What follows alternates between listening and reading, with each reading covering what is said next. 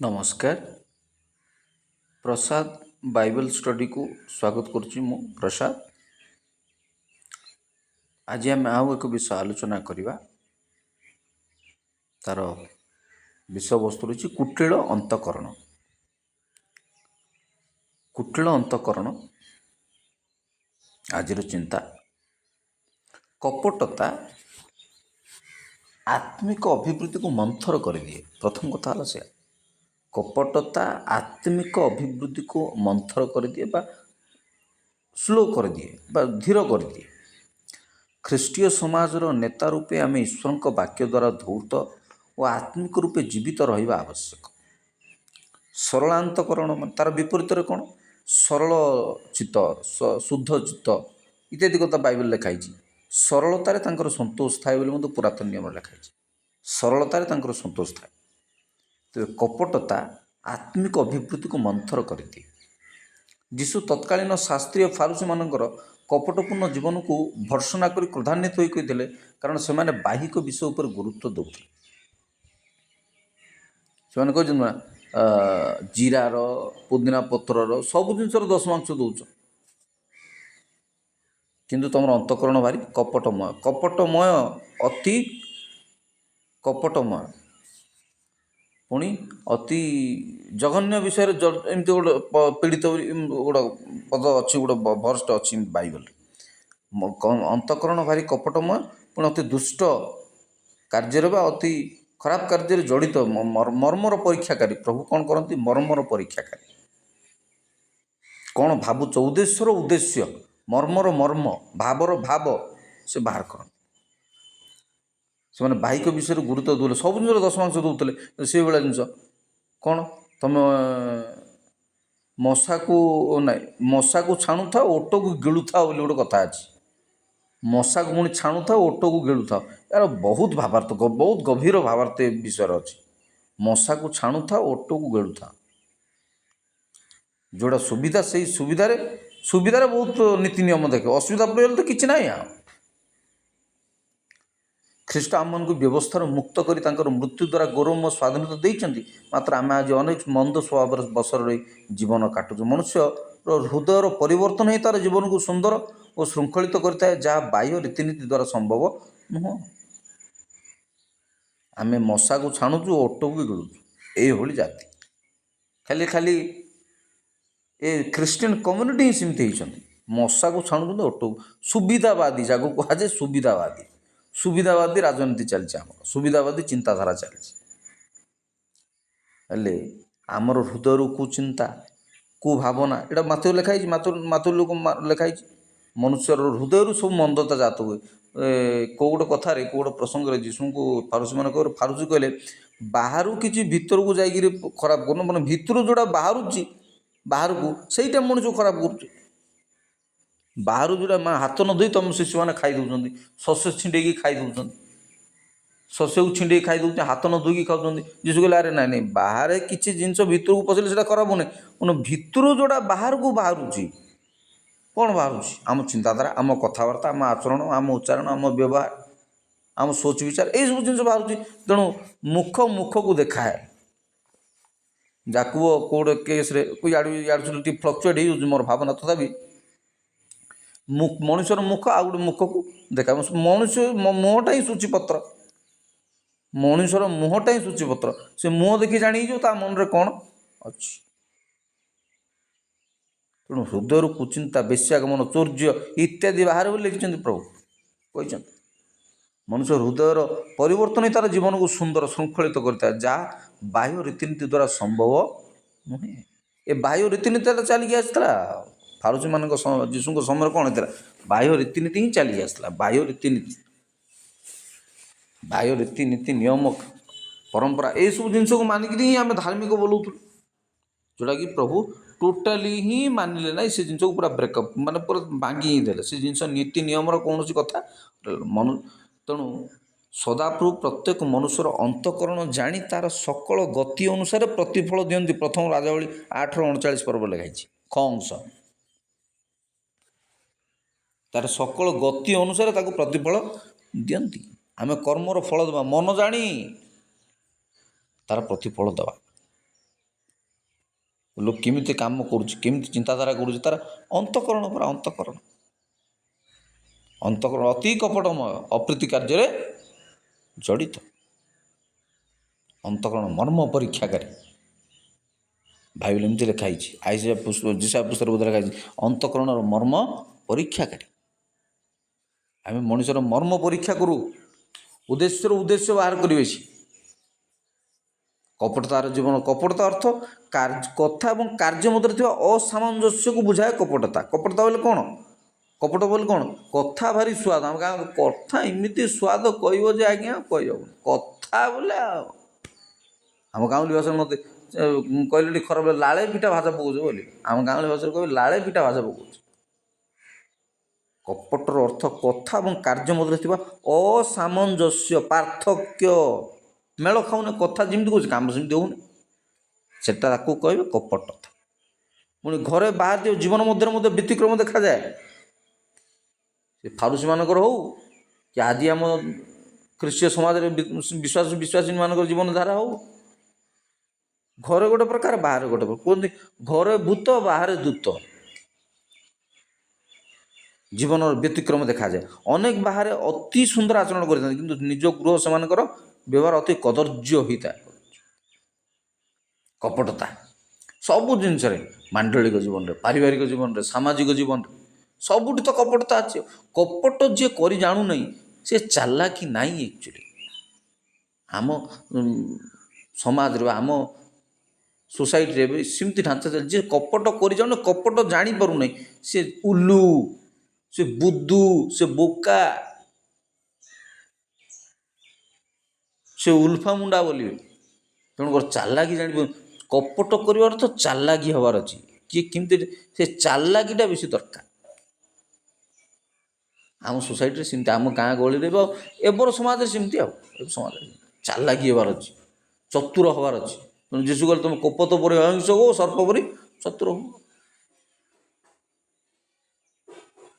ଚତୁର ଚାଲାକି ହେଲେ ନା ହେବ। ଆଉ ଉଲା ଭଳିଆ ହେଲ, ବୋକା ଭଳିଆ ହେଲ। ତେଣୁ କିଛି ଲୋକମାନେ ଗମାତ କରି କୁହନ୍ତି, ଆରେ ଉଲାଟା ଗୋଟେ, କିଛି ଜାଣୁନି, ବୋକାଟା ଗୋଟେ। ଆରେ ସେମିତି କହ, ସେମିତି କହିଥାନ୍ତା, ତୋତେ ଜଣା ନାହିଁ, ଆଉ ତୁ କ'ଣ ଜାଣିଛୁ?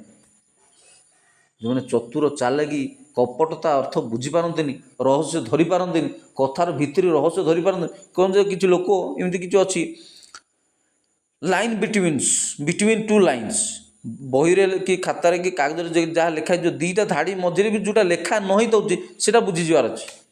ସେମାନେ ବହୁତ ଜ୍ଞାନୀ ବୋଲି ଲୋକ କୁହାଯାଏ। ପାଠରେ ଆମେ ଯାହା ପଢ଼ିଛୁ, ଦୁଇ ଧାଡ଼ି ଭିତରେ ଯେଉଁ ଗେପ୍ ରହିବ, ସେ ଗେପ୍ଟାକୁ ବି ବୁଝିଯିବାର ଅଛି। ସେମାନେ ହେଉଛନ୍ତି ବଡ଼ ଜ୍ଞାନୀ। ସେମିତି ଗୋଟେ ଲୋକର କଥାରୁ କ୍ଷୟ, ଗୋଟେ ଗୀତ ମୁଁ କରିଛି ବୋଧେ ଆମର ମ୍ୟୁଜିକ୍ ଚ୍ୟାନେଲରେ, କଥାର କ୍ଷୟ କେବେ ଧରି ହୁଏ? ସୁଅର କଥାର କ୍ଷୟ ଆଉ ମୁହଁର ସୁଅ ସବୁ ଚିହ୍ନି ହୁଏନି, ସବୁ ଚିହ୍ନି ହୁଏନି। କଥାର କ୍ଷୟ ଧରି ହୁଏନି। ଜଣେ କେଡ଼େ ସୁଆଦିଆ ସୁନ୍ଦର ସଜେଇକି କହିଦେଉଥିବେ, କିନ୍ତୁ ଭିତରେ ପୁରା ଗରଳ ରଖିଥିବେ। ଏମାନଙ୍କ ଅନ୍ତଃକରଣ ଆମଠୁ ବହୁତ ଦୂରରେ ବୋଲିବେ ପ୍ରଭୁ। ଏମାନଙ୍କ ଅନ୍ତଃକରଣ ଆମଠୁ ବହୁତ ଦୂରରେ। ମାନେ ଭାରି ସୁନ୍ଦର କଥା କହୁଛନ୍ତି, କିନ୍ତୁ ଏମାନଙ୍କ ଅନ୍ତଃକରଣ ଆମଠାରୁ ବହୁତ ଦୂରରେ ଗରଳ ରଖିଛନ୍ତି। ତାକୁ କୁହାଯାଏ କପଟ। ସୁଆଦିଆ କଥା କହିଦେଉଛନ୍ତି। ଆଉ ଓଡ଼ିଆ ଜାତି ବି ଟିକେ ଭାରି କପଟ, ଟିକେ ନୁହଁ ବେଶୀ କପଟି ଜାତି। ଓଡ଼ିଆ ଜାତି ବି ଭାରି କପଟି ଜାତି, ଭାରି କପଟି ଜାତି। ପେଜ ଖିଆ ତ ଶାଗ ଖିଆକୁ ପଡ଼ିବନି, ଆଉ ପଟିବନି। ଆଉ ମୁଁ ପେଜ ଖାଉଛି, ତୁ ଭାତ ପଖାଳକୁ ଶାଗ ଖାଉଛୁ, ପଟିବନି ତ। ପରଶ୍ରୀ ଖାତର ଜାତି ବୋଲି ତ କହିଛି, ଈର୍ଷାଳୁ ଜାତି ବୋଲି ତ କହିଛି। କପଟି ଜାତି, ଓଡ଼ିଆ ଜାତି ଭାରି କପଟି ଜାତି। ତେଣୁ ଏ ଜାତିକି ପ୍ରଭୁ ସ୍ୱାହା କରିକି ରଖିଛନ୍ତି। ମାଡ଼ ଉପରେ ମାଡ଼, ମାଡ଼ ଉପରେ ମାଡ଼ ଦେଇକି, ଏ ଜାତିକି ମାଡ଼ ଉପରେ ମାଡ଼ ଦେଇକି ସାଇଜ କରି ରଖିଛନ୍ତି। ରାଜନୈତିକ, ସାମାଜିକ, ଅର୍ଥନୈତିକ, ଭୌଗୋଳିକ, ସବୁ ପ୍ରକାର ବ୍ୟବସାୟ, ବାଣିଜ୍ୟ, ଶିକ୍ଷା, ସ୍ୱାସ୍ଥ୍ୟ, କୃଷି, ସବୁ ଜିନିଷରେ ଏମିତି ଢାଞ୍ଚାରେ ପ୍ରଭୁ ପକାଇ ରଖିଛନ୍ତି ଜାତିକି, ଯେ ଜାତି ପୁରା ମେରୁଦଣ୍ଡ ପୁରା ଚୂର୍ଣ୍ଣ ବିଚୂର୍ଣ୍ଣ ହେଇକରି ଚୁରମାର ହେଇଯାଇଛି। କାରଣ ହେଉଛି ସେ, କାହିଁକିନା ଏ ଜାତି ସରଳ ହେଇପାରିଲାନି। ଏ ଜାତି କେବେ ସରଳ ହେଇପାରିଲାନି। ସେ କେଉଁ ଭଗବାନଙ୍କୁ ଡାକୁଛନ୍ତି ସେଇଟା ମ୍ୟାଟର କିଛି ନାହିଁ। ଆପଣ ଆଲ୍ଲା, ବୁଦ୍ଧ, ଯୀଶୁ ଖ୍ରୀଷ୍ଟ ଯାହାକୁ ଡାକୁଛନ୍ତି ଡାକନ୍ତୁ। ଆଲ୍ଲା, ବୁଦ୍ଧ, ଯୀଶୁ ଯାହାକୁ ଡାକୁଛନ୍ତି ଡାକନ୍ତୁ। କିନ୍ତୁ ଆପଣଙ୍କ ଭିତରେ ସରଳତା ନାହିଁ, ଏ ଜାତି ପାଖରେ ସରଳତା ନାହିଁ। ସେଥିପାଇଁ ଜାତିର ମେରୁଦଣ୍ଡ ଏମିତି ଭଗ୍ନ ସ୍ୱାସ୍ଥ୍ୟ ଭଗ୍ନ ହୋଇକରି ଅଛି। ଏ ଜାତିର ମେରୁଦଣ୍ଡ ପୁରା ଭାଙ୍ଗି ଯାଇଛି, ପୁରା ଭାଙ୍ଗି ଯାଇଛି। 1937 ଏପ୍ରିଲ 1 ଓଡ଼ିଶା ପ୍ରଥମ ଓଡ଼ିଶା ଭାଷାଭିତ୍ତିକ ରାଜ୍ୟ। କିନ୍ତୁ କ'ଣ ହେଇଛି ଏ ଦେଶର ଅବସ୍ଥା, ରାଜ୍ୟର ଅବସ୍ଥା କ'ଣ ହେଇଛି? ତାଙ୍କ ସାହି ପଡ଼ିଶାଙ୍କୁ ଦେଖ, ବଙ୍ଗଳାକୁ ଦେଖ, ତାମିଲ କ'ଣ ଯେ ଆନ୍ଧ୍ରକୁ ଦେଖ, ଆମର ଢେର ଆଗରେ ଅଛନ୍ତି। ଆମେ ପ୍ରଥମେ ତିଆରି ହେଇକି ବି ଆମର ଅବସ୍ଥା ସବୁଠୁ ଶୋଚନୀୟ ହେଇକି ଅଛି। ଆମେ ଖାଲି ଦାଦନ ଖଟିବାକୁ ମୂଲ ଲାଗିଯାଉଛି, କାରଣ କପଟ। ଆମ ଜାତି ଭିତରେ ପୁରା କପଟ। କପଟ କାହିଁକି? କପଟ ଆସିଲା କେଉଁଠୁ? କପଟ କାହିଁକି ହେଲା? ଭାଇ ଭାଇ ଭିତରେ ପଟୁନି। ଭାଇ ହେଲା ଭଗାରୀ ଫିଲ୍ମ ଅଛି ପରା, ଆପଣମାନେ ଜାଣିନଥିବେ। ଭାଇ ହେଲା ଭଗାରୀ ଫିଲ୍ମ ଗୋଟେ ଅଛି। କପଟ, ଭାଇ ଭାଇ ଭିତରେ ପଟିବନି, ବାପା ପୁଅ ଭିତରେ ପଟିବନି, କପଟ, ଅପଡ଼। ଭାଇ ହେଲା ଭଗାରୀ, ବାହାସା ହେଇଯିବେ ସବୁ। ବାହାସା ହେଇଗଲେ ସ୍ତ୍ରୀ ପିଲା ଛୁଆ ହେଲା ପରେ ମୋର ଗୋଟେ ଫ୍ୟାମିଲି, ତୋର ଗୋଟେ ଫ୍ୟାମିଲି, ସେ ସ୍ତ୍ରୀମାନେ ଆସିଲେ ଘରକୁ ଫଟାଫଟା କରି ଭାଙ୍ଗିଦେବା। ଭାଇ ଭାଇ ଭିତରେ କପଟ ହବ। କପଟ ହେଲା ପରେ କ'ଣ ହବ? ଆମେ ସବୁ ମାଇପ ଅଲଗା ହେଇଯିବା, ମାଇପ ଅଲଗା ହେଇଯିବା, ମାଇପ ଅଲଗା ହେଇଯିବା। ଓଡ଼ିଆ ଜାତି ଭାରି ମାଇପ ବୋଲଗରା, ଓଡ଼ିଆ ଜାତିରେ କପଟ ଜାତି, ଗୋଟେ କପଟ ଜାତି। କପଟ ହେତୁ, ଏ ଅନ୍ତଃକରଣ, କୁଟିଳ ଅନ୍ତଃକରଣ ହେତୁ, ଆମର ବିବିଲିକା ଲାଙ୍ଗୁଏଜ୍ କୁଟିଳ ଅନ୍ତଃକରଣ ହେତୁ ଏ ଜାତି ଆହୁରି ଧୂଳିଚାତରୁ ଧୂଳିଚାତ ହେଇଯାଉଛି। କାରଣ ହେଉଛି କପଟ, ଅନ୍ତଃକରଣ କୁଟିଳ, ଜଟିଳ, କୁଟିଳ ବନ୍ଧନୀ, ଜଟିଳ ଜଟିଳ ସମୀକରଣ, ଜଟିଳ ଅଙ୍କ। ଏମାନେ କାହାକୁ ସରଳ ହୁଅନ୍ତିନି। ଏମାନେ ଭାରି ଚାଲାକ ବୋଲି ଦେଖେ ହୁଅନ୍ତି, କିନ୍ତୁ ନିଜେ କିଛି ତ ନାହିଁ, ମେରୁଦଣ୍ଡ ପୁରା ଚୁରମାର ହେଇଛି। ଓଡ଼ିଆ ଜାତିର ମେରୁଦଣ୍ଡ ପୁରା ଚୁରମାର ହେଇଛି। ତେଣୁ ଅନେକ ବାହାରେ ଅତି ସୁନ୍ଦର ଆଚରଣ କରିଥାନ୍ତି, ନିଜ ଗୃହରେ ସେମାନଙ୍କର ବ୍ୟବହାର ଅତି କଦର୍ଯ୍ୟ ହୋଇଥାଏ। ମାଇପ ବୋଲକର ହେଇଛନ୍ତି। ସେମାନଙ୍କୁ ଶୁକ୍ଳୀକୃତ ସମାଧି ସହିତ ତୁଳନା କରାଯାଏ। ଯୀଶୁ କହିଲେ, ରେ ଶୁକ୍ଳୀକୃତ ସମାଧି। ଶୁକ୍ଳୀକୃତ ସମାଧି ହେଲେ କ'ଣ? ତାର ଅର୍ଥ କ'ଣ? ତାର ଅର୍ଥ ହେଉଛି ବାହାରେ ଭାରି ଚିକ୍ ଚିକ୍ ଚିକ୍ ଚକଚାକ୍ ଚୂନ ଲିପା ହେଇଛି, ଚିକ୍ ଚିକ୍ ଦିଶୁଛି, ଭିତରେ କ'ଣ ଦିଗରେ ହାଡ଼ କଙ୍କାଳ ଖପୁରୀ ଖାଉଛୁ ଆମେ ସପୁରୀ, ଖାଲି ଭାବୁଛୁ କେତେ ମିଳିବ ଉପୁରୀ। ଏହା ଆମର ଚିନ୍ତାଧାରା।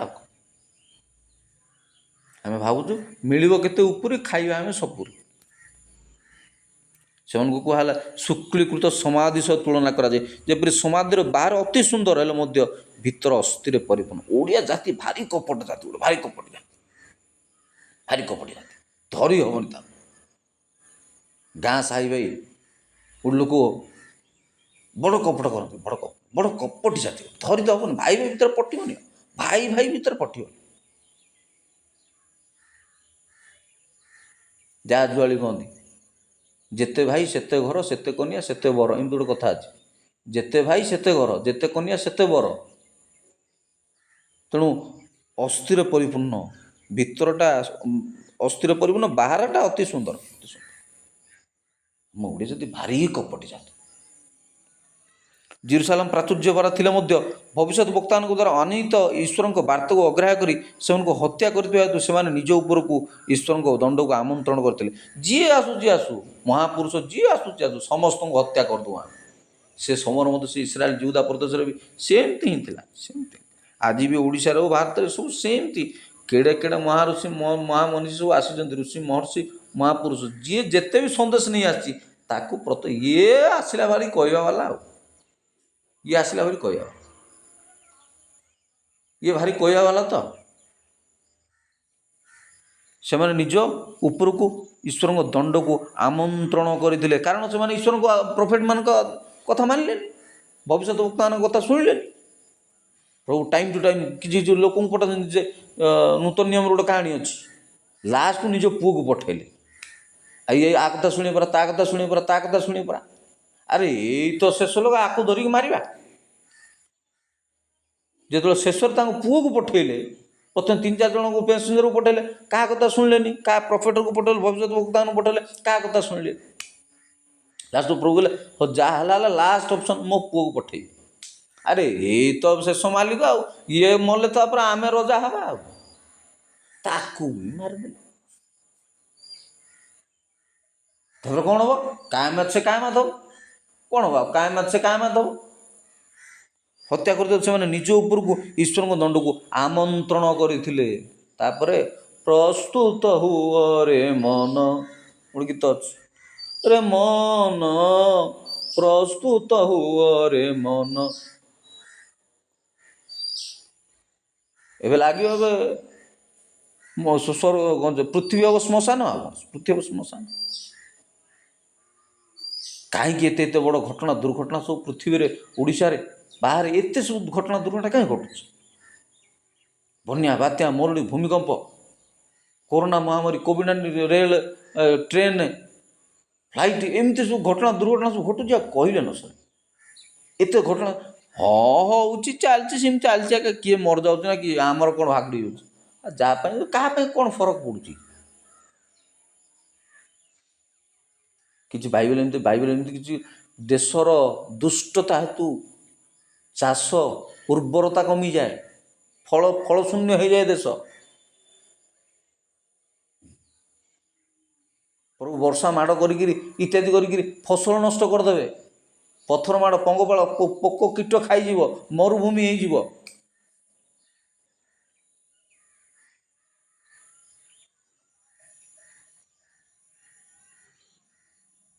କୀଟ ଖାଇଯିବେ, ମରୁଭୂମି ହେଇଯିବ, ପୁଣି ଫସଲ ନଷ୍ଟ ହେଇଯିବ, ମରୁଡ଼ି ପଡ଼ିଯିବ। ଏମିତି ସମସ୍ତ ବାଇବେଲରେ ବହୁତ କଥା ଅଛି।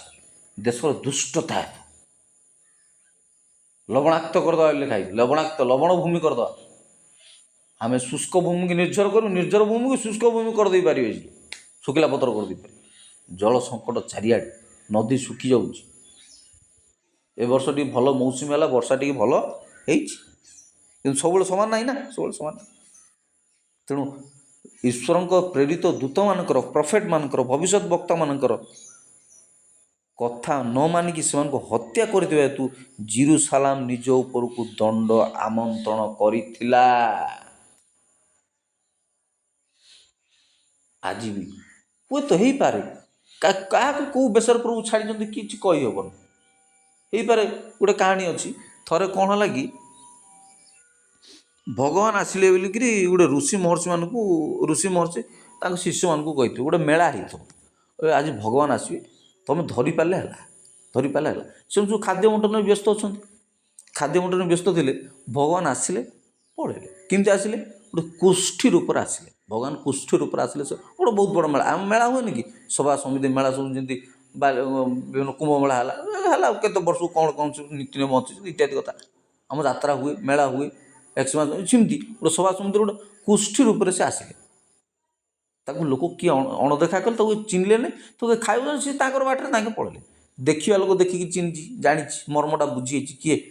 ଋଷି ମହର୍ଷି, ଯିଏ କହିଥାନ୍ତା ଗୁରୁ, ସେ ବୁଝେଇଛନ୍ତି। ମେଳା ସରିଲା, ସବୁ କାର୍ଯ୍ୟକ୍ରମ ସରିଲା, ଘରୁ ଗଲେ, କଥାବାର୍ତ୍ତା ପୁଣି ହେଲେ। ଶିଶୁମାନଙ୍କୁ କାହିଁ ଗୁରୁ କାହିଁ ଆସିବେ ବୋଲି ତ କହିଥିଲେ? ଆରେ ଆସିଥିଲେ ତୁମେ ଚିହ୍ନି ଜାଣିଲେ, ଧରି ଜାଣିଲେ। ଗୁରୁ ଜାଣିଛନ୍ତି, ଇଏ ହେଉଛନ୍ତି ଭଗବାନ କୁଷ୍ଠି ରୂପରେ। ଯିଶୁ କୁଷ୍ଠିମାନଙ୍କୁ ଭଲ କରିନାହାନ୍ତି, କୁଷ୍ଠିମାନଙ୍କୁ ସୁସ୍ଥ କରିନାହାନ୍ତି। ପାପିନୀ ସ୍ତ୍ରୀକୁ, ପାପିନୀ, କୁଷ୍ଠି, ଲଙ୍ଗଡ଼ା, ଝାଡ଼ା, କାଲା, ସମସ୍ତଙ୍କୁ ପ୍ରଭୁ ସୁସ୍ଥ କରୁଛନ୍ତି। ସମସ୍ତଙ୍କ ପାଇଁ ପ୍ରଭୁ ଦ୍ୱାର ଉନ୍ମୁକ୍ତ କରୁଛନ୍ତି। ତେଣୁକରି ଅରକ୍ଷକ ମେଷପୁରୀ ଏମାନେ ବୁଲୁଛନ୍ତି, ଏମାନଙ୍କ ପାଇଁ ଦୟାରେ ବିଗଳିତ ହେଲେ ପ୍ରଭୁ ଲେଖାଏ। ଦରିଦ୍ର ଦିନହୀନ ଲୋକମାନଙ୍କ ପାଇଁ ଆସିଛନ୍ତି, କାରଣ ଏମାନଙ୍କର କିଛି ନାହିଁ। ଆତ୍ମାରେ ଦିନହୀନ ଲୋକମାନେ ଧନ୍ୟ, କାରଣ ସେମାନେ ସ୍ୱର୍ଗରାଜ୍ୟ ସେମାନଙ୍କର। ସାଧାରଣ ଲୋକମାନେ କିଛି କରିବାର ନାହିଁ। ସାଧାରଣ ଲୋକମାନେ ହେଲା, ତାଙ୍କ ପାଖରେ ଏତେ ଜ୍ଞାନ ବୁଦ୍ଧି ନାହିଁ, ସେମାନେ ସବୁ ତର୍ଜମା କରିବେ। ମୁଁ ତ କହିଛି, ସେ ମୋର ଏଡ଼ିଟୋରିଆଲ ଆନାଲିସିସ୍ରେ ମୁଁ ପ୍ରାୟ କହେ, ତାଙ୍କ ପାଖରେ ଏତେ ବୁଦ୍ଧି ବହି ପୁସ୍ତକ ନାହିଁ, ସେମାନେ ଆନାଲିସିସ୍ କରିବେ, ବସିକି ତର୍ଜମା କରିବେ।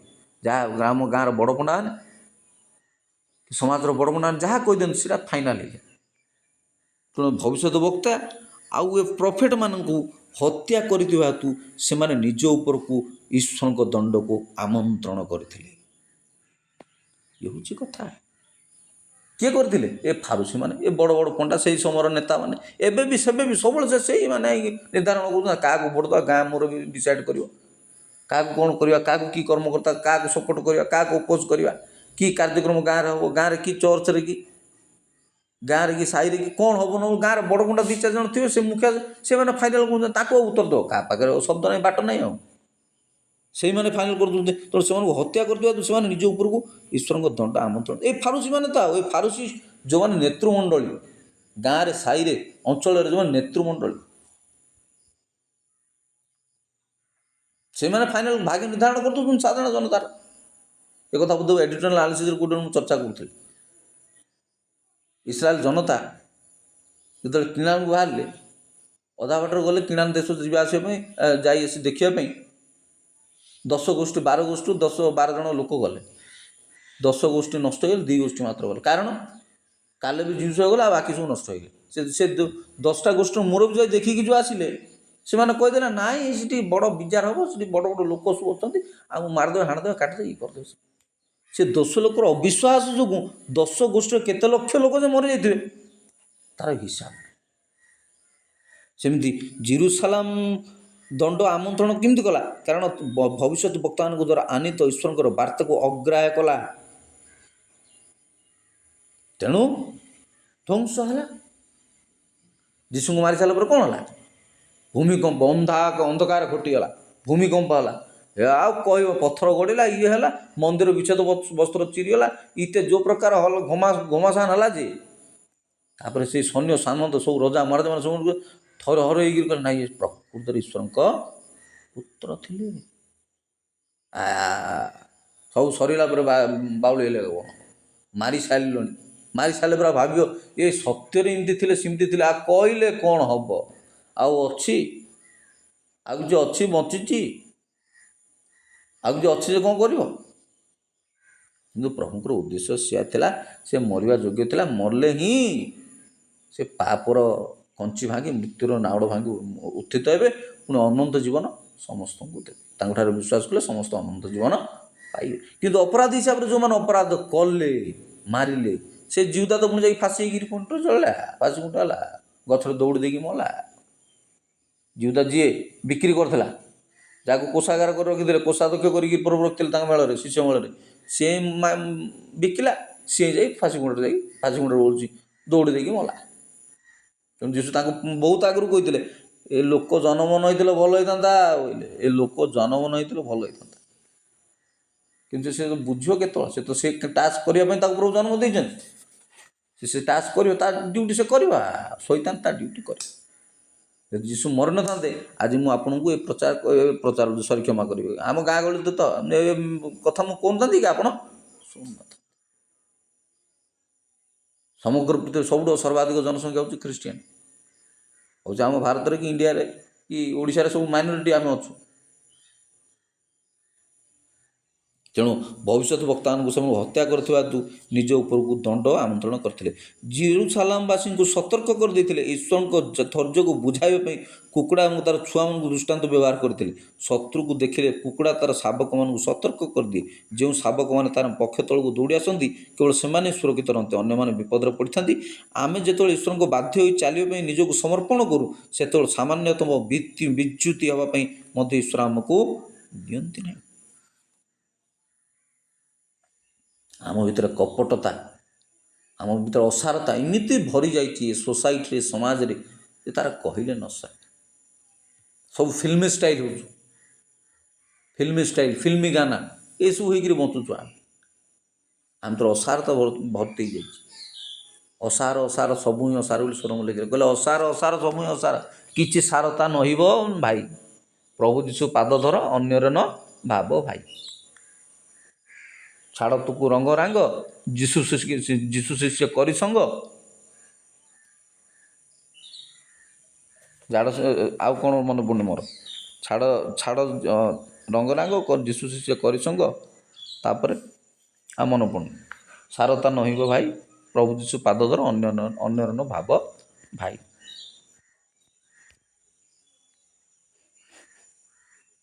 ଇଏ ହେଉଛି କଥା। ଆମ ଲୋକଙ୍କର ମାନସିକତା ଏମିତି, କପଟତା ହିଁ ଆମ ଜାତିକି, ଆମ ଦେଶକୁ, ବା ଆମ ଜାତିକି, ଦେଶ କଥା ତ ନାହିଁ, ଆମ ଓଡ଼ିଆ ଜାତିକି ଖାଇଦେଲା କେବଳ କପଟତା। ଏ ଖ୍ରୀଷ୍ଟିଆନ କମ୍ୟୁନିଟି ଖାଇଦେଲା କେବଳ କପଟତା। କପଟତା ହିଁ ଆମକୁ ଖାଇଦେଲା। ଈଶ୍ୱର ଆମର ପ୍ରତ୍ୟେକ ଚିନ୍ତା କାର୍ଯ୍ୟର ବିବରଣୀ ଜାଣନ୍ତି। କୌଣସି ବିଷୟ ତାଙ୍କଠାରୁ ଗୁପ୍ତ ନୁହେଁ। ଆମେ ଯଦି ଈଶ୍ୱରଙ୍କ ବିଚାରସନା ସମ୍ମୁଖରେ ଠିଆ ହେବା, ଏହା ଜାଣି ଈଶ୍ୱରଙ୍କ ଦୃଷ୍ଟିରେ ଯୋଗ୍ୟ ଆଚରଣ କରି ସିଦ୍ଧ ଓ ସରଳ ଜୀବନ କାଟିବାକୁ ଯତ୍ନ କରୁ। ଏତିକି କଥା ଯଦି ବୁଝିଯାଆନ୍ତେ ଯେ ଆମ ଅନ୍ ଦ ଲାଷ୍ଟ ଡେ ଆମକୁ ଆମ ସମସ୍ତ କର୍ମର ହିସାବ ଦେବାକୁ ପଡ଼ିବ। ଆମ ଚିନ୍ତା ଭାବନା, ଆମର କପଟ ତ ଆଉ କପଟ ନିଷ୍ଠୁର ଦୁନିଆରେ ଏଇ ତ କଥା ଆଉ କ'ଣ।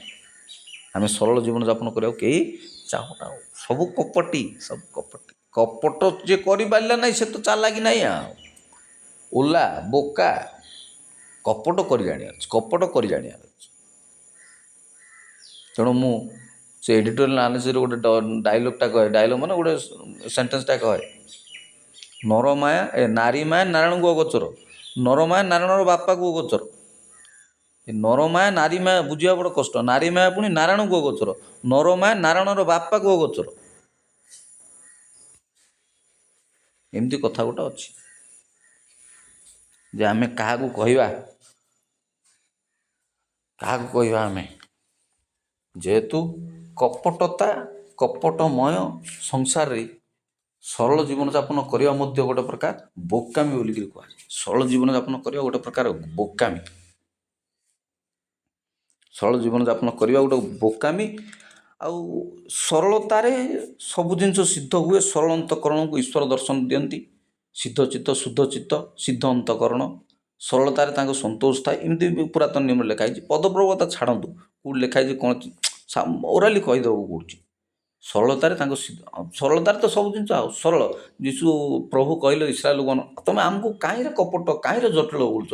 ଆମେ ଏମିତିକୁ ସେମିତି କରୁ, ସେମିତିକୁ ଏମିତି କରୁ, ତଥାପି ଆମକୁ ତମେ କହୁଛ ଜଟିଳ। ଆଉ ତମେ କେଉଁ ହିସାବରେ ଆମକୁ ଆଉ ଜଟିଳ ବୋଲି କହୁଛ? ଆମ କାର୍ଯ୍ୟ ଦେଖ, ଆମ କର୍ମ ଦେଖ। ଆମେ ଇସ୍ରାଏଲକୁ କେମିତି କାମ କରୁଛୁ? ତମେ ଏମିତି କଲେ ଆମେ ସେମିତି କରୁ, ତମେ ସେମିତି କଲେ ଆମେ ଏମିତି କରୁ, ତଥାପି ଆମକୁ କହୁଛ ଏଇଥିରେ ଠିକ୍ ନାହିଁ, ସେଥିରେ ପରମେଶ୍ୱରଙ୍କ କାର୍ଯ୍ୟ ସବୁ ଜଟିଳ ବୋଲି। କେମିତି ଜଟିଳ ହେଇଗଲା? ସରଳ ନାହିଁ। କେତେ ଧର୍ମ କର୍ମ କଲେ, କେତେ ପୂଜା ପାଠ କଲେ, କେତେ ପୂଜା ଅର୍ଚ୍ଚନା କଲେ, କେତେ ସେବା ଆରାଧନା କଲେ, କ'ଣ ସରଳତା ଥିବା ଦରକାର। ଏ ଜାତିକି ସେଥିପାଇଁ ଏ ଖ୍ରୀଷ୍ଟିଆନ କମ୍ୟୁନିଟି ହେଉ କି ଓଡ଼ିଆ ଜାତିକି ହେଉ, ଓଡ଼ିଆ କମ୍ୟୁନିଟି, ଓଡ଼ିଆ ଜାତିକି ହେଉ କି ଓଡ଼ିଶା ରାଜ୍ୟବାସୀଙ୍କୁ ହେଉ, ପ୍ରଭୁ କପଟ ହେତୁ ବର୍ଷା, ବନ୍ୟା, ବାତ୍ୟା, ଭୂମିକମ୍ପ, ମରୁଡ଼ି ଗୋଟେ ପରେ ଗୋଟେ। ଆଉ ଦୟା ପରେ ଦୟା କରିଛ ମୋତେ ଦିଶୁ ନାହିଁ ରେ। ଆଉ ଦୟା କ'ଣ କରିବି? ତମ କପଟ ହେତୁ ତମ କର୍ମର ଫଳ ତମେ ଭୋଗିବ। ଆମ ଗାଁ ଗହଳି ଯାହାର ତଣ୍ଡର କଥା ତାର ମୁଣ୍ଡ ବୋଲନ୍ତି, ଯାହାର ମୁଣ୍ଡର କଥା ତାର ତଣ୍ଡେ ମଧ୍ୟ ହବ। ଯେମିତି କର୍ମକୁ ସେମିତି ଫଳ। ବାଇବେଲରେ ଲେଖା ହେଇନି କି, ଯେମିତି କର୍ମ କରିବ ସେମିତି ଫଳ ପାଇବ। ଯେମିତି କର୍ମ ସେମିତି ଫଳ। ଯାହା ବୁଣିବ ତାହା ତ କାଟିବ, ଯାହା ବୁଣିବ ତାହା କାଟିବ। ଏ କଥା କାହାକୁ କହିବା? କାହାକୁ କହିଲେ ଲୋକ ତମେ ଓଲା ହେଇଛ ବୋଲି ଆମେ ଓଲା ହେଇଯିବୁ କି? ସରଳତା କାହା ପାଖରେ ନାହିଁ, ନା ଖ୍ରୀଷ୍ଟିଆନ କମ୍ୟୁନିଟିରେ ଅଛି, ନା ଓଡ଼ିଆ ଜାତି ପାଖରେ ଅଛି। କପଟମୟ ହେତୁ ଏ ଦେଶ ଏମିତି ହେଇଛି, ଦରିଦ୍ର ହେଇକିରି ବଞ୍ଚୁଛି। ସବୁଠୁ ପ୍ରଥମେ ତିଆରି ହେଇଛି 1937 ଏପ୍ରିଲ 1, ସବୁଠୁ ପ୍ରଥମ ଭାଷାଭିତ୍ତିକ ରାଜ୍ୟ। ତ ଆଜି ମଧ୍ୟ ଆମର ଉନ୍ନତି ହେଇପାରିଲା ନା। ଆଜି ବି ଆମେ ଦାଦନ କଟିଗଲେ, ଆଜି ମୂଲ ଲାଗିଲେ, ଆମେ କେଉଁଥିରେ ଆଶୀର୍ବାଦ ହେଇପାରିଲେ? କେରଳକୁ ଦେଖ, ତାମିଲନାଡ଼ୁକୁ ଦେଖ, ଆନ୍ଧ୍ରକୁ ଦେଖ, ବଙ୍ଗଳାକୁ ଦେଖ। ବଙ୍ଗଳା କଥା ଛାଡ଼, ସବୁ ଜିନିଷରେ ସମସ୍ତେ ମାହିର ହେଇଛନ୍ତି। ଆମେ କିଛି ନିଜେ ଉତ୍ପାଦନ କରିପାରୁନୁ, କାରଣ ଆଶୀର୍ବାଦ ନାହିଁ ଆମ ପାଖରେ। ଆମ ପାଖରେ ଆଶୀର୍ବାଦ ନାହିଁ। ନା ଆମ ଆଶୀର୍ବାଦ ଅଛି, ନା ଆମ ପାଖରେ ଆଶୀର୍ବଚନ ଅଛି, ନା ଆମେ କ'ଣ ଅଛି ଆମ ପାଖରେ? ଆମେ ଖାଲି ଅସାଧୁତାରେ ବଞ୍ଚୁଛୁ। ଆମେ ଅସାଧୁ ଉପାୟରେ ବଞ୍ଚିବା। ସାଧୁତା ନାହିଁ, ଅସାଧୁ। ଆଶୀର୍ବାଦ ନାହିଁ, ଆଶୀର୍ବଚନ ନାହିଁ, ଅସାଧୁ, ଅଭିଶାପ, ଅଳିଆ, ଅଶୁଭ।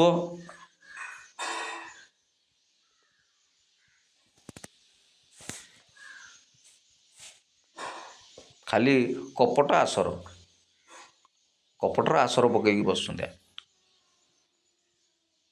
ତେଣୁ ଏ ଜାତିକି ଦଇବସା ବୋଲିକିରି ଲୋକ କହିଛନ୍ତି। ଏ ଜାତିକି, ଏ ରାଜ୍ୟବାସୀକି, ଏ ଖ୍ରୀଷ୍ଟିଆନ କମ୍ୟୁନିଟିକି ଦଇବସା। ବହୁତ ପୂଜା ପାଠ ହେଉଛି, ବହୁତ ସେବା ଆରାଧନା ହେଉଛି, ମନ୍ଦିରରେ ହେଉ, ଚର୍ଚ୍ଚରେ ହେଉ, ସବୁଠି ପୂଜା ପାଠ ସବୁଠି ହେଉଛି, କିନ୍ତୁ କିଛି ପରିବର୍ତ୍ତନ ନାହିଁ। କିଛି ପରିବର୍ତ୍ତନ, ବାହିକ ପରିବର୍ତ୍ତନ। ଆଉ ଫାରୁସୀମାନେ କରୁନଥିଲେ ବାହିକ ପରିବର୍ତ୍ତନ, କିନ୍ତୁ ସବୁ ଜିନିଷର ପରିବର୍ତ୍ତନ ହେଉଥିଲେ। ଏତେ ସାଧୁ ବାହ୍ୟିକ ଭାବରେ ମାନେ ନିୟମ କାନୁନ ମାନିବା, ପରମ୍ପରା ମାନିକିରି କାମ କରିବାଟା ସମସ୍ତଙ୍କୁ ଜଣା ଅଛି। କିନ୍ତୁ ପ୍ରଭୁ ପୁରା ଅନ୍ତଃକରଣ ମର୍ମ ଦେଖନ୍ତି। ଯୀଶୁ ପ୍ରଭୁ ଗୋଟେ କଥା କହିଲେ, ମଣିଷ ଆଉଟୱାର୍ଡ଼ ଦେଖେ, ପ୍ରଭୁ ଇନୱାର୍ଡ଼ ଦେଖନ୍ତି, ଭିତର ଦେଖନ୍ତି, ବାହାର ନାହିଁ। ପ୍ରଭୁ ଭିତର ଦେଖନ୍ତି, ବାହାର ନାହିଁ। ଆମେ ଅନ୍ତଃକରଣ ଦେଖୁ। ଦାଉଦଙ୍କ କେସ୍ରେ କେମିତି ହେଲା, ସାଉଲଙ୍କ କେସ୍ରେ କେମିତି ହେଲା, ସେୟା ହେଲା ନା। ପ୍ରଭୁ ଇନୱାର୍ଡ଼ ଦେଖନ୍ତି। ତୁମେ ହାଇଟ୍ ନାହିଁ, ହେଲ୍ଥ ନାହିଁ ବୋଲି କୁହନ, ଆମେ ତାକୁ ତ ଦେଖିଛୁ, ଇଏ ଆମର ମନୋନୀତ ବ୍ୟକ୍ତି। ମଣିଷ ଯେପରି ଦେଖେ ଆମେ ସେପରି ଦେଖୁନା। ମଣିଷ ଶାରୀରିକ ଉଚ୍ଚତା, ଶାରୀରିକ ଦକ୍ଷତା ଦେଖେ, ଆମେ ଅନ୍ତଃକରଣ ଦେଖୁ। ଈଶ୍ୱରଙ୍କ କାର୍ଯ୍ୟ କରିବା ପାଇଁ, ସେବେ ହେଉ ଏବେ ହେଉ, ପାଳକ କି ପ୍ରଚାର କି ଯେକୌଣସି କାର୍ଯ୍ୟ କରିବା ପାଇଁ ପ୍ରଭୁ ସେମିତି ଦେଖନ୍ତି ଯେ ଗୋଟେ ସିଦ୍ଧ ଅନ୍ତଃକରଣ, ତା'ର ବ୍ୟବହାର ଶିଷ୍ଟାଚାର ଖାଲି ବାହ୍ୟିକ ଭାବରେ ଗୋଟେ ମେଣ୍ଟେନ୍, ଶିଷ୍ଟାଚାର ମେଣ୍ଟେନ୍ କରିଦେଲେ ହେଇଯାଉନି। ତୁମ ଚିନ୍ତାଧାରାଟା କେମିତି, ତୁମ ଚିନ୍ତାଧାରା ତୁମ କାର୍ଯ୍ୟରେ ପ୍ରତିଫଳିତ ହେବ ପରା, ପ୍ରତିଫଳିତ। ଆମ ଚିନ୍ତାଧାରା, ଆମ ବ୍ୟବହାରଟା କେମିତି, ସେଟା ଆମ କାର୍ଯ୍ୟରେ ପ୍ରତିଫଳିତ ହେବ। ଯୀଶୁ କହିଲେ ଗୋଟେ ଛୋଟ ପିଲା ବି ତା କର୍ମ ଦ୍ୱାରା ପରିଚୟ ଦେଇଦେବ, ସେ ତା ମାଇଣ୍ଡରେ କ'ଣ ଚାଲିଛି, କେମିତି ଚାଲିଛି। ଗୋଟେ ଛୋଟ ପିଲା ଯଦି କାମ କରୁଛି, ବ୍ୟବହାର ଦେଖାଉଛି, ତା କର୍ମରୁ ଜଣାପଡ଼ିଯିବ ସେ ଭିତରେ କ'ଣ ଅଛି। ତେଣୁ କର୍ମ ଅଗ୍ନିରେ ପୋଡ଼ା ହେବ, ଅଗ୍ନିରେ କୁଲାରେ ପାଛଡ଼ା ହେବ, ଏମିତି କଥା ସବୁ ଜନ ପୁସ୍ତକ ନା କୋଉଠି ସବୁ ଲେଖା ହେଇଛି। ପ୍ରଭୁ ଅଗ୍ନିରେ ପୋଡ଼ିବେ ଇତ୍ୟାଦି କରିବେ, ଇତ୍ୟାଦି କଥା ଅଛି। ଛୋଟ ପିଲା ବି ତାର କର୍ମ ଦ୍ୱାରା ପରିଚୟ ଦେଇଦେବ, ସେ କେତେ ସରଳ କି ଗଳ କୁଟିଳ। କୁଟିଳ ଅନ୍ତଃକରଣ ଆମର, ଏ କମ୍ୟୁନିଟିରେ ହେଉ, ଖ୍ରୀଷ୍ଟିଆନ କମ୍ୟୁନିଟିରେ ହେଉ, କି ଓଡ଼ିଆ ଜାତିରେ ହେଉ, ଓଡ଼ିଆ ଦେଶରେ ହେଉ, କପଟ ଅନ୍ତଃକରଣ, କୁଟିଳ ଅନ୍ତଃକରଣ, କପଟମ ଅପ୍ରୀତି କାର୍ଯ୍ୟରେ ଜଡ଼ିତ, ଭାଇ ଭାଇ ଭିତରେ ପଟିବାକୁ। ଏମିତି ସମ୍ଭବତଃ କେଉଁ ଜାତିରେ ହୁଏ ନାହିଁ। ସେ କଇନ ହେବଲଠୁ ଆରମ୍ଭ ହେଇକିରି ଏସୋ ଜାକବ ପର୍ଯ୍ୟନ୍ତ, ଏଇ ଯୀଶୁଙ୍କ ଭାଇ ଭଉଣୀ ପର୍ଯ୍ୟନ୍ତ ସମସ୍ତଙ୍କର ସେ ଗୋଟାଏ କାହାଣୀ, ଗୋଟାଏ ସେ ଯୋସେଫ ଭାଇଙ୍କ କାହାଣୀ ପର୍ଯ୍ୟନ୍ତ, ଦାଉଦଙ୍କର ଭାଇ ଭଉଣୀଙ୍କ ଭାଇ କାହାଣୀ ହଉ, କି ମୂଷା ଭାଇମାନଙ୍କ କାହାଣୀ ହଉ, ମୂଷା ଭାଇ ଭଉଣୀଙ୍କ କାହାଣୀ ହଉ, ସବୁଠି ସେ ଭାଇ ହେଲା ଭଗାରୀ। ସେ ଫିଲ୍ମ ଗୋଟେ ଅଛି ଆମର ଓଡ଼ିଆ ଚଳଚ୍ଚିତ୍ର, ଗୋଟେ ଭାଇ ହେଲା ଭଗାରୀ। ଯେଉଁଠି ଭାଇ ଭଗାରୀ ହେବ, ସେଠି ତ ଦ୍ୱିଘରୀ ହେବ, ଦ୍ୱିଘରୀ ହେବ। ତାପରେ ତ ଅନ୍ତଃକରଣ ଘୋରି ହେଉଥିବ, କପଟ କରିବା ଛଡ଼ା ଉପାୟ କିଛି ନାହିଁ। ଏ କପଟ ଆସୁଛି ବ୍ୟକ୍ତିଗତ ଭାବରେ। କିଛି ଲୋକ ଭାରି କପଟି, କିଛି ଲୋକଙ୍କ ଜିନ୍ ଗୁଣସୂତ୍ରରେ କପଟତା ଅଛି। କିଛି ଲୋକ ଅନ୍ତଃକରଣ ଭାରି କପଟ, ପିଲାବେଳୁ ସେମାନେ କପଟମା। କିଛି ଲୋକ ଅଛନ୍ତି ଭାରି କପଟି। ଆମ ଗାଁ ଗହଳି କିନ୍ତୁ ଭାରି କୁଟ ଖାଉଛି ସିଏ। କୁଟ ତ ଖାଇବେ, କୁଟ ଖାଇଲେ ଗୋଟେ ଆକୁ ଦେଖିବା, ଆକୁ ଦେଖିବାନି କି, ଆକୁ କରିବାନି, ସାଇଜ କରିବା ଆକୁ, କୁଟ ଖାଇବା, କପଟ କରିବା, ଏ ଗୋଟେ ଗୋଟେ ଅସ୍ତ୍ର, ଗୋଟେ ଗୋଟେ। କିନ୍ତୁ ଶାସ୍ତ୍ର କହିଲା, ସେ ମନ୍ତ୍ର କହିକିରି, ମନ୍ତ୍ର ବୁଝି ସେ ମନ୍ତ୍ର ଗୋଟେ, ମାତ୍ରା କହିକିରି ମୁଁ ଶେଷ କରୁଛି। ଯେ ପାଞ୍ଚେ ପରମନ୍ଦ, ତା ମନ୍ଦ ପାଞ୍ଚନ୍ତି ଗୋବିନ୍ଦ। ଯିଏ ଖୋଳେ ଗାତ, ସେ ହୁଏ ନିପାତ। ଅପର ଲୋକେ ହିଂସା କଲେ, ଅପର ଲୋକକୁ ହିଂସା କଲେ, କିମ୍ବା ଅପର ଲୋକକୁ ହିଂସା କଲେ, ତମକୁ ହିଂସା କଲେ ଅନ୍ୟ ଲୋକକୁ, ତମେ ହିଂସା ଅନ୍ୟ ଲୋକକୁ କଲେ ହଉ, ଯେଉଁଟା ବି ହଉ, ଯଦି କିଛି ରିଜନ୍ ଅଛି, କିଛି କାରଣ ଅଛି, ତମକୁ ହଇରାଣ କଲେ, ଠିକ୍ କଲେ, ତେବେ ତମେ ତାଙ୍କୁ ହିଂସା କଲେ ଠିକ୍ ଅଛି। କିନ୍ତୁ ଈର୍ଷା, ହିଂସା ଏ ଜାତିର, ଏ କମ୍ୟୁନିଟିର ଗୋଟେ ବ୍ଲଡ଼ରେ ଅଛି, ରକ୍ତରେ ଅଛି। ଆମ ରକ୍ତ ଜିନ୍ରେ ଈର୍ଷା, ହିଂସା ଜଡ଼ିତ ହେଇକି ଅଛି। ଆମେ କାହାର ଉନ୍ନତି ଦେଖିପାରୁନୁ, କାହାର ସିରି ଦେଖିପାରୁନୁ। ପରଶ୍ରୀ କାତର ଜାତି ପରା। ପରଶ୍ରୀ ମାନେ କାହାର ସିରି ଦେଖି ହେଉନାହିଁ, କାହାର ଉନ୍ନତି ଦେଖି ହେଉନାହିଁ। ତେଣୁ କପଟ, ଏ କପଟତା ହେତୁ ଆଜି ଆମେ ଏ ଅବସ୍ଥା ହେଇଛନ୍ତି। ଆମେ କପଟ କରି ଭାବୁଛନ୍ତି ଆମେ ଆକୁ ପାରିବାନି କି, ଆକୁ ପାରିବାନି କି, ହେଲେ ସିଏ ତ ପୁଣି ଉର୍ଦ୍ଧ୍ୱରୁ ଉର୍ଦ୍ଧ୍ୱ ଦେଖିବା ଲୋକ ଜଣେ ଅଛି, ଉଚ୍ଚରୁ ଆଉ ଗୋଟେ ଉଚ୍ଚ ଦେଖିବା ଲୋକ ଜଣେ ଅଛି ଉପରେ ବସିଛି। ଆଉ ତମେ ଯେତିକି ଦେଖୁଛ ତାଠୁ ଉଚ୍ଚ ଦେଖିବା ଲୋକ ଜଣେ ଅଛି। ଆଉ ତମେ ଯେତିକି ଗଭୀର, ତାଠୁ ଅଧିକ ଗଭୀର। ଆଉ ପଶୁ ମଣିଷ ଜାଣେନି, ଅତି ଉଚ୍ଚ ଗଭୀର ତାଙ୍କ ଉଦ୍ଦେଶ୍ୟ। ପଶୁପତି ମଣିଷ କେମିତି ଜାଣେ? ଖାଲି ଉପରେ ଉପରେ ଦେଖି ଏମିତି ସେମିତି ମାନେ ଛଡ଼େଇ ନେବା, ମାରି ନେବା, ହାଣି ନେବା। କଇନ ହେବଲକୁ ଜାଣିଥିଲା କି ତାର ଅବସ୍ଥା କ'ଣ ହେଲା? ଅସହ୍ୟ ହେଲା ବୋଲି ଲେଖିଲା, ମୋ ଦଣ୍ଡ ଅସହ୍ୟ ବୋଲି ଲେଖିଲା। କଇନ କହିଲା ମୋ ଦଣ୍ଡ ଅସହ୍ୟ। କପଟମୟ, ଅପ୍ରୀତି କାର୍ଯ୍ୟରେ ଜଡ଼ିତ। ଆମ ଚିନ୍ତାଧାରା ଆମ କୁଟିଳ ଅନ୍ତଃକରଣ ହେତୁ ଯାହା ବି କହିବେ କୁଟିଳତା ଆଧ୍ୟାତ୍ମିକ ଅଭିବୃଦ୍ଧିକୁ ମନ୍ଥର କରିଦିଏ। ଆପଣ ଯେତେ ଆଧ୍ୟାତ୍ମିକ ହେଇଥାନ୍ତୁ ଅଛି, ଆପଣଙ୍କ ପାଖରେ ଯଦି ସରଳତା ନାହିଁ, ଆପଣ ଯଦି ଈର୍ଷା କରୁଛନ୍ତି, ଆପଣ ଯଦି କପଟ କରୁଛନ୍ତି, ଆପଣ ସ୍ତ୍ରୀଙ୍କୁ ସ୍ୱାମୀ ସ୍ତ୍ରୀକୁ, ସ୍ତ୍ରୀ ସ୍ୱାମୀକୁ, ଆଉ ଭାଇ ଭାଇ କଥା ଛାଡ଼, ଭାଇ ଭାଇକି ହଉ, ଭାଇ ଭଉଣୀକି ହଉ, କିମ୍ବା ସାଙ୍ଗସାଥି ଯେକୌଣସି ଆପଣ ସାମାଜିକ ପାରିବାରିକ ବ୍ୟକ୍ତିଗତ ଜୀବନରେ କାର୍ଯ୍ୟକ୍ଷେତ୍ରରେ ଯେତେ ବି ଆପଣ କପଟ ଈର୍ଷା କରୁଛନ୍ତି, ସେଟା କାହାକୁ ନୁହଁ, ଆପଣ ନିଜ ଉପରକୁ ହିଁ ଡାକି ଆଣୁଛନ୍ତି ଅମଙ୍ଗଳ। ତେଣୁ ଲୋକ କହନ୍ତି ଯଦି ଆପଣ ଅନ୍ୟର ମଙ୍ଗଳ ଚାହିଁବେ, ଆପଣଙ୍କୁ 2 ଗୁଣ ମଙ୍ଗଳ ବର୍ତ୍ତିବ। ଆପଣ ଜଣଙ୍କର ଗୋଟେ ଗୁଣ ମଙ୍ଗଳ ଚାହିଁଲେ, ଆପଣଙ୍କୁ 2ଟା ମଙ୍ଗଳ ଆସିବ। ଏଟା ଗୋଟେ ନିୟମ ଅଛି, ରୁଲ୍ ଅଛି, ସାଇକୋଲୋଜିକାଲ ଲ ଗୋଟେ, ଏଟା ମାନସିକ ନିୟମ, ଏଟା ମାନସିକ ନିୟମ, ସାଇକୋଲୋଜିକାଲ ଲ। ଥରେ କ'ଣ ହେଲା, ଯମରାଜା ଗୋଟେ ଲୋକଙ୍କୁ ଏମିତି ଆଗେ ଗୋଟେ ପୂଜାରୀ ବ୍ରାହ୍ମଣ କି ଯାହା ଗୋଟେ ବୋଲନ୍ତୁ, ତାର ସମୟ ହେଇଗଲା, ମରିବା କାଳ ଆଇଲେ, ତାକୁ କହିଲେ ବାବୁ ତମର ମରିବା କାଳ ଆଇଲା, ତମେ ଚାଲ ଯମପୁରକୁ ଯିବା। ଭଗବାନ ଯୀଶୁ ପ୍ରଭୁ ମୋତେ ଗୋଟେ ବର ଦିଅନ୍ତୁ, ଗୋଟେ ସୁଯୋଗ ଦିଅନ୍ତୁ। କି ସୁଯୋଗ ଦେବୁ ନା 5 ମିନିଟ୍ ସମୟ ଦିଅନ୍ତୁ, ଆଉ ଗୋଟେ ଥର ସୁଯୋଗ, ମୁଁ ଟିକେ କିଛି, ହଉ ଠିକ୍ ଅଛି, ତମର ପାଞ୍ଜିକା ନିଅ, ତମେ ଲେଖ କ'ଣ ବର ମାଗୁଛ, ଲେଖ, ଯାହା ବର ମାଗୁଛ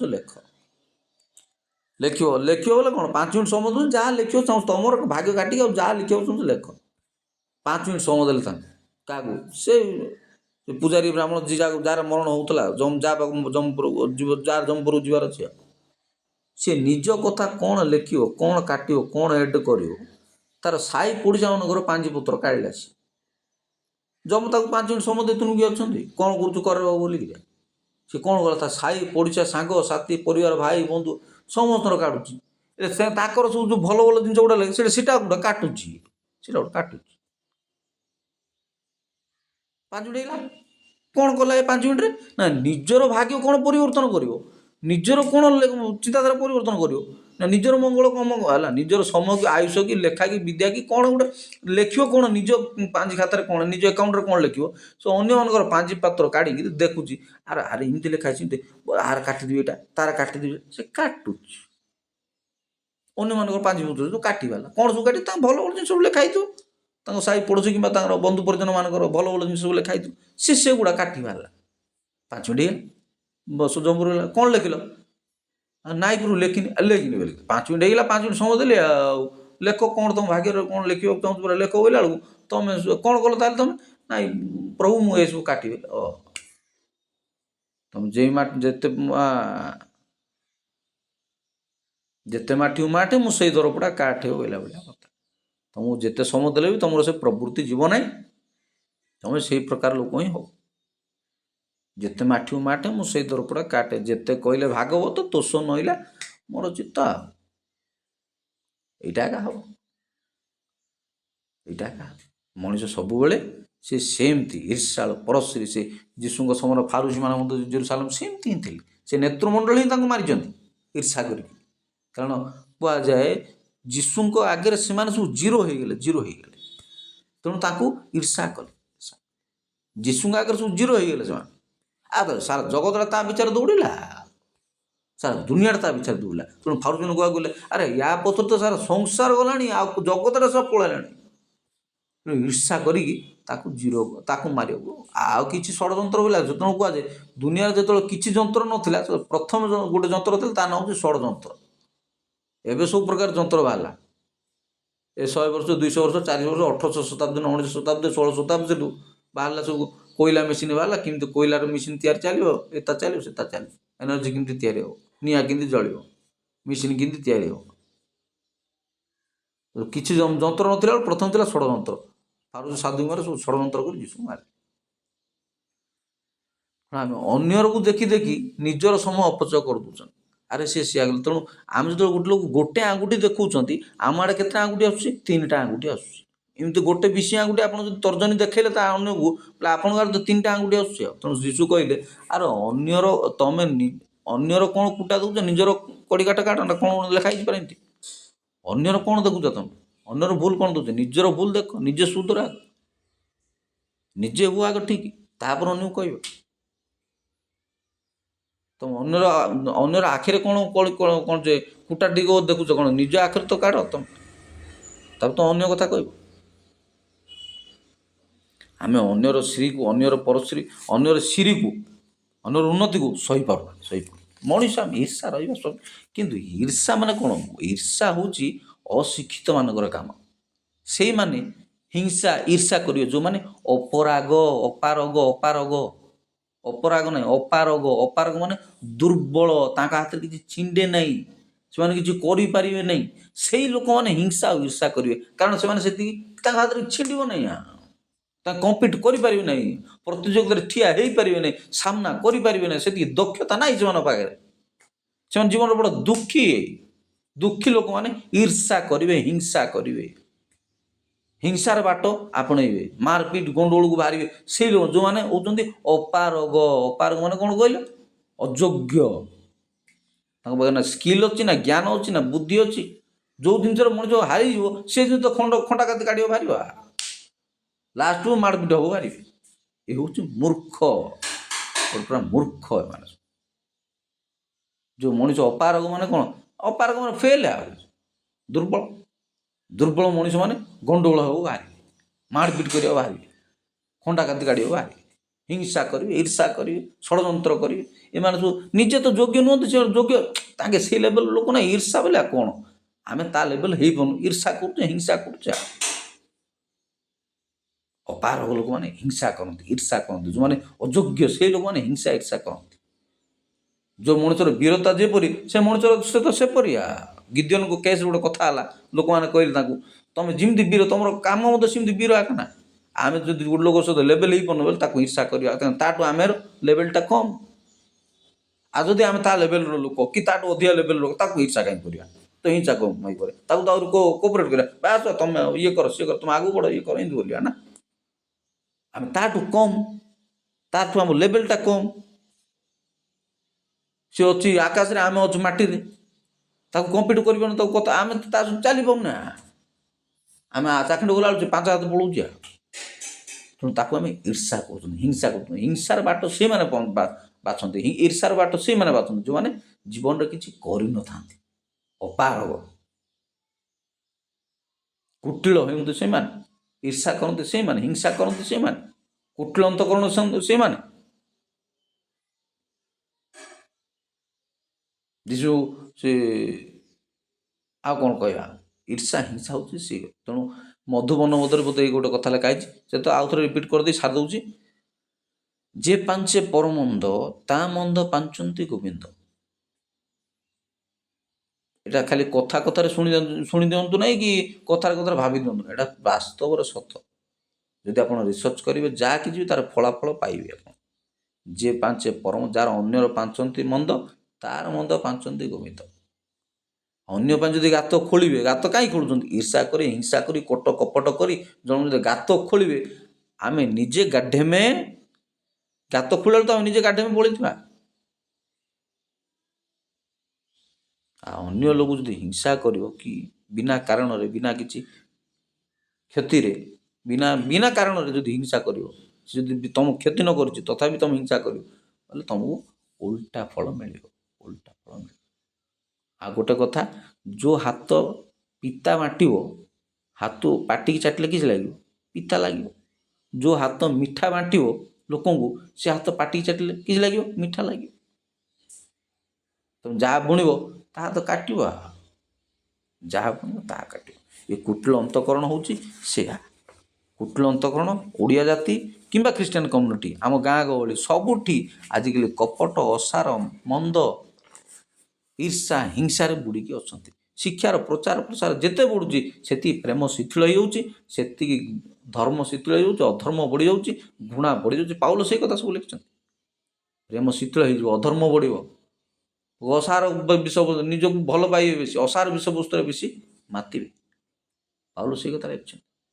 ଅସାର ବିଷୟବସ୍ତୁରେ ମାତିବେ ସବୁ, ଅସାର ଗପ, ଅସାର ବିଷୟବସ୍ତୁ ସବୁ ମାତିବେ, କପଟ କରିବେ, ଆତ୍ମପ୍ରିୟ, ଆତ୍ମବଡ଼ିମା କରିବେ, ଗର୍ବୀ ହେବେ, ମୁଁ ସବୁ ଜାଣିଛି, ମୁଁ ସବୁ କରିଛି ବୋଲି। ଇଏ ହେଉଛି କଥା। ତେଣୁ ଆମର ଚିନ୍ତାଧାରା ଏହା ହେବା ଦରକାର ଯେ ଆମେ କେମିତି କପଟତା ଛାଡ଼ି ହିଂସାର ବାଟ ଛାଡ଼ି ଈର୍ଷାର ବାଟ ଛାଡ଼ି ଆମେ ସରଳତା ପଥରେ ଚାଲିବା। ଏଥି ସହିତ ରହୁଛି। ବହୁତ ବହୁତ ଧନ୍ୟବାଦ।